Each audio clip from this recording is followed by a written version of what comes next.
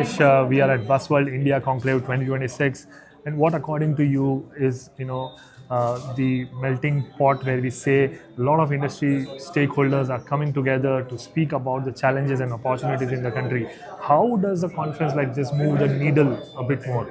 Well, I think the most important part is, we had a very, very good spread of speakers today on a lot of important topics, and I think we heard from all of them addressing some key elements of our industry today.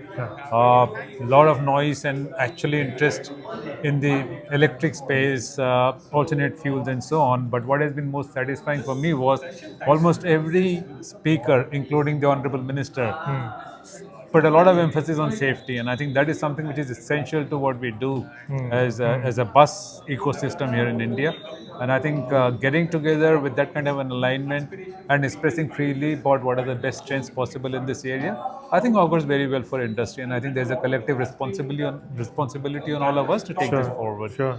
And someone who handles the operations of Volvo and the overall buses in India, how do you see the current growth drivers, the demand? Where are the demand coming from, and how would you make it more aspirational for the I think there are passengers? two things. The first is there's a huge opportunity available. Yeah. We are a nation of a lot of people.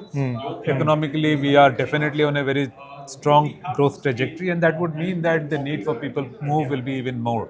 So I think in terms of capacity, we have excellent opportunity in terms of volume growth, and that will sustain. But having said that, I think a big challenge ahead of us is to see that bus is not just a last means of transport for our people. It has to become more acceptable.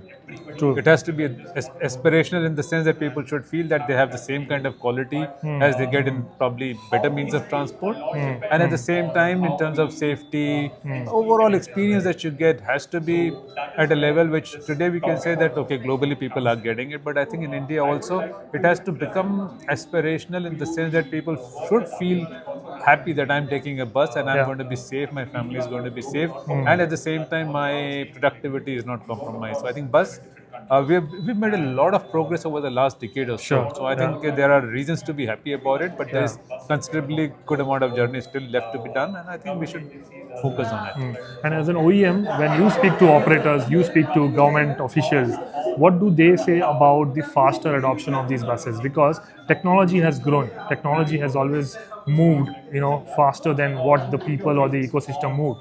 But then there are hindrances in terms of policy, in terms of infra, when the operator talk about. Yeah, I What think can there be are- one change that can happen and will be beneficial for faster adoption of the I vehicles? think one change in terms of policy adoption, maybe much more in terms of the way the infrastructure can be developed, is about integrating bus along with other means of transport to really make it possible to have multimodal transport systems.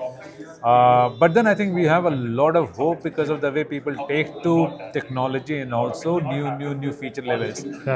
Case in point could be that just in a matter of last couple of years, the ability of people to accept and pay for better feature levels, including toilets on the bus, True. is phenomenal. And I think we have come to the point where people are demanding services, and we should be prepared to offer them with a lot more courage, I would say.